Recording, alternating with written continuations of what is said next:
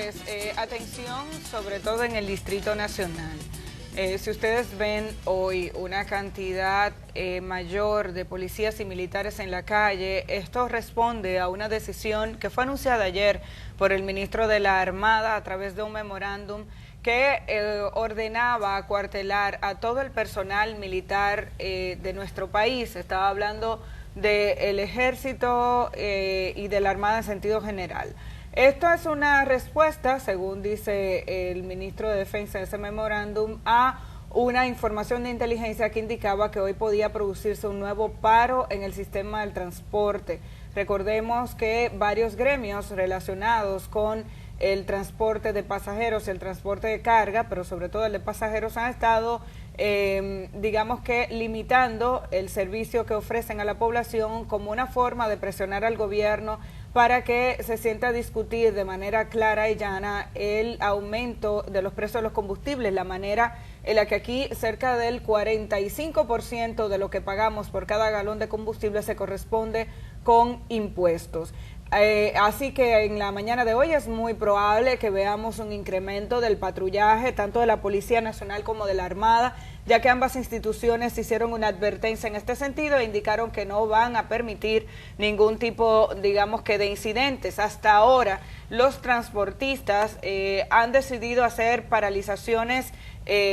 digamos que, pacíficas. Han estado simplemente dejando sus unidades paradas hacia la derecha en los carriles de las avenidas que ellos utilizan para ofrecer el servicio, y de esta manera lo que ha ocurrido es que la mayoría de la población que recibe este servicio para transportarse hacia su centro de trabajo llega tarde. Pues hoy hay que decir que es importante conectar esto con un anuncio que hizo ayer Juan Uvieres a través de su central, que él denomina como central sindical, ¿no? El Movimiento Rebelde y un conjunto de organizaciones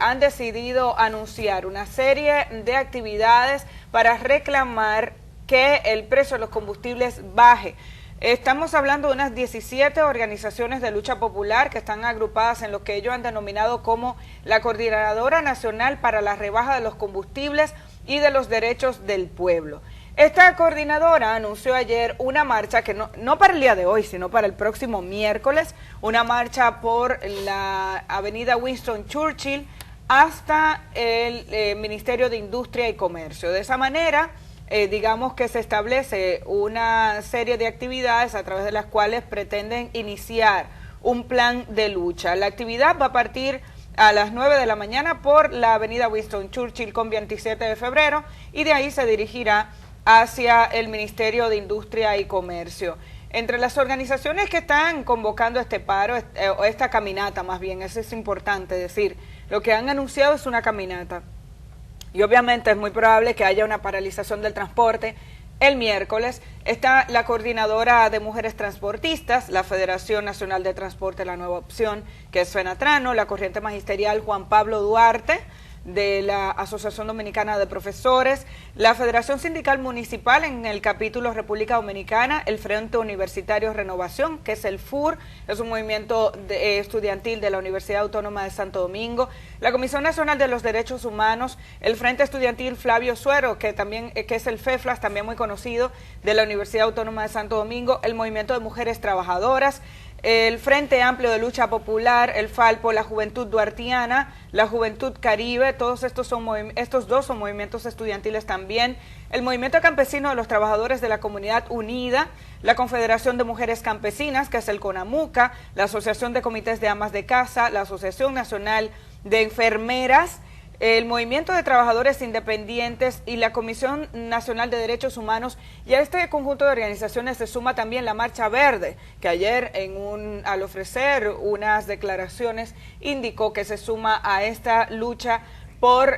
la defensa de los derechos de los ciudadanos y la disminución de los precios de los combustibles. Otras actividades que han indicado van a realizar: la marcha hacia el Palacio Nacional el miércoles 24 de octubre a las 9 de la mañana, saliendo del Parque Enriquillo, una asamblea popular en el Gran Santo Domingo en el Movimiento Rebelde el domingo 28 de octubre y el apoyo a una huelga general que se ha anunciado en el Cibao el 29 de octubre. Según estas organizaciones, son 44.000 millones de pesos los que el gobierno se lleva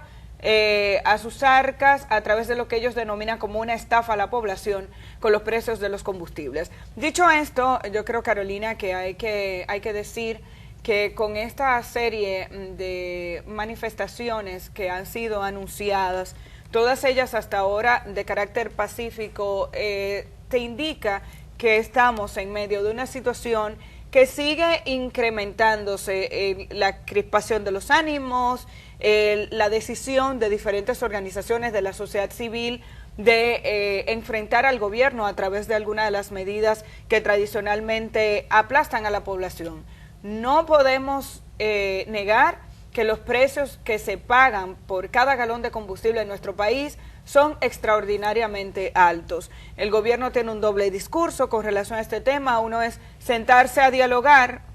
para discutir una posible modificación a la ley de hidrocarburos y por el otro lado, funcionarios del mismo gobierno, del mismo nivel, a nivel ministerial, te dicen la ley de hidrocarburos no se puede modificar. Llama la atención que hay solo un sector del empresariado, digamos que el más ligado a la Asociación de Industrias, que dice, bueno, es que los precios de los combustibles no se pueden disminuir, porque así es como está en el mercado internacional. Parecería que la Asociación de Industrias es uno de los pocos sectores que entiende que aquí el cálculo del precio de los combustibles es adecuado, aun cuando no ha habido forma de poder comprender la fórmula usada por el Ministerio de Industria y Comercio para decirle a la población cada semana por qué los precios de los combustibles suben o por qué cuando a ellos les interesa baja. ¿Por qué en momentos de mucha presión social el gobierno ha tenido la capacidad de absorber el aumento de los precios del petróleo y en otras ocasiones te indican que aunque baje, no ha sido lo suficiente como para que bajen 2 pesos los precios de los combustibles? Estamos en medio de una situación distinta. El gobierno del presidente Danilo Medina se está enfrentando a cada vez más protestas, cada vez más manifestaciones que te indican que no existe tanta tranquilidad y que los impactos de los programas sociales no necesariamente resuelven los problemas de la mayoría de la población que en este momento está reclamando una mejor condición de vida, que es lo que no tenemos aquí, un uso de los impuestos de forma adecuada que le permitan a la gente vivir la vida que merece. Así es. Definitivamente, y mientras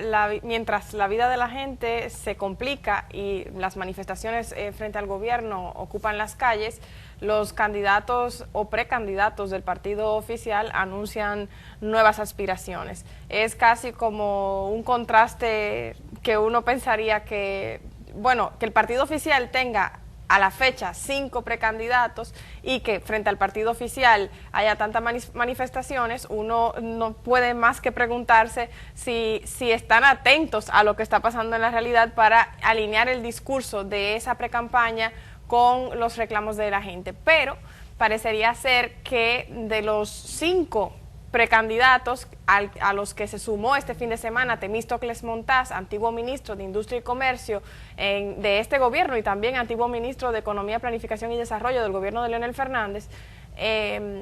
salvo Leonel Fernández mismo, que es precandidato, todos los demás, incluyendo a Temístocles Montaz, parecerían estar como en una corriente de Danilo Medina. Aunque también es natural que sea así porque si Leonel Fernández tiene aspiraciones anunciadas ya, lo normal es que ellos no digan que son de la corriente de Leonel Fernández, porque si son de la corriente de Leonel Fernández, pues la opción natural sería Leonel Fernández. Dicho eso, Temístocles Montaz se suma a la lista en la que ya estaban Reinaldo Pared Pérez, Francisco Domínguez Brito, Amarante Baret, Leonel Fernández, como decía, y bueno, ahora el antiguo ministro Montaz. Se te queda Navarro. Se me queda Navarro, Andrés Navarro, que aunque no ha salido oficialmente, ya dijo que comienza a organizar su estructura. Por lo menos así es. Su encargado de comunicación ya salió del ministerio para trabajar en la organización de su estructura política. Bueno, ahí está, pero como decía, como él no ha hecho un anuncio oficial, correcto, lo que sí está como estructurando su campaña como él bien ha señalado. Entonces, esto un poco presenta el panorama de aquí al 2020, porque en marzo el presidente dirá si cumple la Constitución o la modifica. Algo que uno creería que no cabe en la cabeza de nadie, tener que anunciar en marzo si se cumple la Constitución o se modifica, pero así estamos en el país y mientras tanto el partido oficial mantiene estas candidaturas que no creo se sumen muchas más, la verdad, salvo la de Navarro. Como, si falta gente. Si falta gente, ¿verdad? Y bueno, el PRM sabemos más o menos por dónde andan. Las líneas mayoritarias andan con Luis Abinader, otras con Hipólito Mejía, y parecería entonces que de cara a inicios del 2019 sabremos quién encabeza las boletas de los principales partidos y luego por quiénes podremos votar en el 2020. Mira, la candidatura de Temístocles Montaz, que fue anunciada ayer ya de manera oficial en un acto en el Palacio de los Deportes, como bien dice, se suma a ese conjunto de aspirantes a ser los candidatos oficiales del Partido de la Liberación Dominicana. La de Temo Montaz es una candidatura ya conocida, es una aspiración que ya había manifestado para el año 2016 y que, digamos, declinó sus aspiraciones debido a que se aprobó dentro del PLD la repostulación del presidente Danilo Medina y hacer todos los esfuerzos para modificar la Constitución en este sentido. La candidatura de Temo Montaz nace en medio también de la burbuja de esa acusación en la que se vio involucrado por el caso Odebrecht. Hay que decir que aun cuando es un exministro de gobierno, sus actuaciones en el momento en que fue acusado incluso distan mucho de la forma en que se comportaron otros acusados. De inmediato Temístocles Montaz informó al comité político que necesitaba que lo recesaran como miembro, renunció al Ministerio de Industria y Comercio y hasta ahora Temístocles se ha caracterizado por ser una persona que aún estando en los gobiernos del Partido de la Liberación Dominicana gozaba, digamos que, del aprecio de un sector importante de la población hasta que lo vincularon con el caso Odebrecht. También en sus declaraciones y en la forma en que se manejó en este caso fue el único que admitió haber recibido recursos directos de Ángel Rondón. Dicho esto, hay que afirmar que en todo momento habló de la recepción de recursos para el Partido de la Liberación Dominicana, no para su campaña política, la de él, no para la candidatura de Temo Montaz, sino la del PLD. Tema que aparentemente no ha importado al Ministerio Público y a la Procuraduría General de la República, sobre todo porque hay que establecer si el vínculo de ese dinero es el aporte de un empresario local, que es Ángel Rondón, o el vínculo de un dinero de la Odebrecht, empresa extranjera, para aportar a la campaña directa del partido que hoy en día gobierna el país y por tanto se convertiría en un aporte irregular e ilegal conforme a lo que establecen las leyes del país, que son dos cosas totalmente diferentes, y ha interesado tapar eso. Incluso en el momento en el que Temístocles Montaz fue sometido a la justicia hubo mucho reperpero porque aparentemente amenazaba con decir cosas que no interesaban mucho. Cuando se hizo la evaluación de su caso, se le acusaba, es de los casos del expediente Odebrecht que de alguna manera la población podía verificar, se le acusó de recepción o de acumular una fortuna que cuando se sacaban los cálculos pudo demostrar que era una fortuna o unos ingresos que se correspondían directamente con los ingresos que tenía a través de sus trabajos. Y es una de las razones por la que, digamos, quedó descartado el caso de Odebrecht. No obstante eso, hay un sector de la población que entiende que por sus declaraciones relacionadas con los ingresos recibidos por parte de Ángel Rondón, no debió desaparecer del todo del caso Odebrecht y extraña incluso que no esté siendo tomado como testigo por parte del propio Ministerio Público para vincular los recursos de Odebrecht con el gobierno mismo que tenemos al día de hoy o el gobierno anterior del Partido de la Liberación Dominicana, el encabezado por el doctor Leonel Fernández. Así que en medio de esta burbuja nace nueva vez la candidatura de Temístocles Montaz. Hay que decir que al igual que otras aspiraciones presidenciales del Partido de la Liberación Dominicana, en aquel momento no repuntó, pero era normal. Vamos a ver cuál es la situación del PLD a partir de ahora, con una discusión que debería estar sepultada, la de la posibilidad de modificar la Constitución. Aquí no se debería estar hablando de eso, hace daño Danilo Medina incluso con esta incertidumbre a los trabajos que vienen desarrollando todas estas otras personas que están tratando de desarrollar y plantear un proyecto. Y hay que decir en adición a esto que es interesante ver que en este momento en el país, aun cuando se está haciendo campaña interna, va a ser muy difícil que no conozcamos las propuestas de los candidatos, porque las redes sociales y los medios alternativos ya facilitan el acceso a esa información, aun cuando no se está haciendo un acto público en un espacio abierto. Dicho esto, hay que decir que esto significa también un importante aporte a la democracia dominicana, en la medida en que hemos visto cómo los aspirantes a estas posiciones o a estas candidaturas en este momento están haciendo planteamientos. Y a lo que debemos aspirar precisamente es a que haya discusiones reales sobre cómo se pueden solucionar los problemas del país y que esas expresiones que ellos están utilizando realmente te expliquen el cómo. Que no nos quedemos en anuncios aéreos, sino que comencemos a pedirles a todos los candidatos, no solo del Partido de la Liberación Dominicana, es todos. Tú mencionabas los del PRM, Hipólito, Abinader, Wellington Arnaud, que ya anunció también su aspiración. Vamos a ver si en el PRM se anima a otra persona, a ver si vemos un poco más de caras nuevas. Los partidos de oposición, hay quien habla de una posible coalición, comienzan a decir cómo van a resolver los problemas del país, no solamente quedándose en propuestas aéreas y de poca profundidad. Yo creo que eso podría aportar mucho. Sí, también hay que resaltar que el mensaje, por lo menos a nivel intrapartidario, de Temístocles Montaz en el evento celebrado en el Palacio de los Deportes, es un mensaje de unidad del partido. Es decir, mientras otros candidatos han resaltado a con quién se identifican más dentro de los dos grandes bandos del partido oficialista, que como sabemos los encabezan Leonel Fernández por un lado y Danilo Medina por otro lado, en el caso de Temístocles Montaz ha hablado de que su prioridad sería a nivel partidario la unidad del Partido de la Liberación Dominicana. En cuanto a lo que mencionaba Amelia sobre la burbuja del caso de Brecht, hay algunas puntualizaciones que también son importantes recordar. Uno, que en el momento en que Temístocles Montaz habría recibido los fondos que admitió haber recibido de Ángel Rondón, la legislación dominicana en materia de financiamiento electoral era tan precaria,